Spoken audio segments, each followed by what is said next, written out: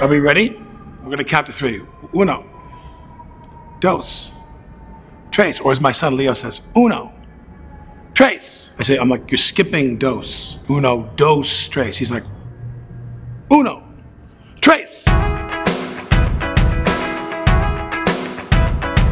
I am very happy to make a living and work, and all of that goes fairly well. I enjoy what I'm doing and be a dad. I know this sounds so sappy, but I have kids again later in life, and my kids are magical. We have so much fun, and they're really very funny. You know, they're very, very funny. Work-wise, I think the talk show was really something I love because I don't think you could ever lose interest. You know, you get this cornucopia of people, this menu of people that's so diverse, like on the podcast I do. And that list, of course, is endless. Yeah, we had Jeff Bridges coming, and I'm completely in love with Jeff Bridges and his great movie career. And I mean, a funny one was that we had De Niro booked, and he had to change. And I was talking to Bob on the phone about SNL. He was going out of town. And I said, are you going to come back to do SNL? That he was going to come and play Mueller for the season finale.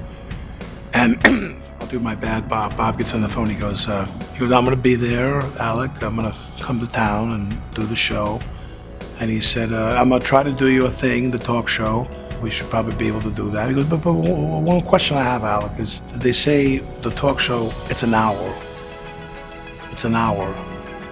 And I'm wondering, what the fuck are we gonna talk about for an hour? Obama, to ask questions on a more personal level.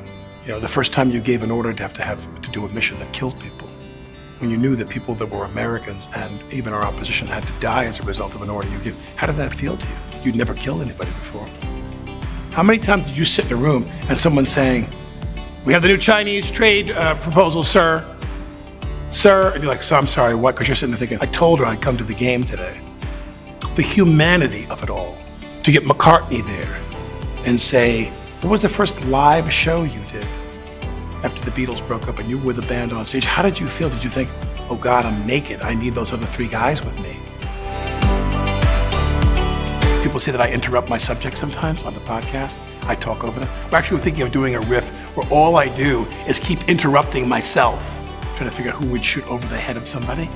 And we do all the questions and we put all the fake ticks in. So, what are you working on now? Well, I've got them, but I mean, when you, and just keep interrupting myself for like 5 minutes. So we may do that. That'd be cool.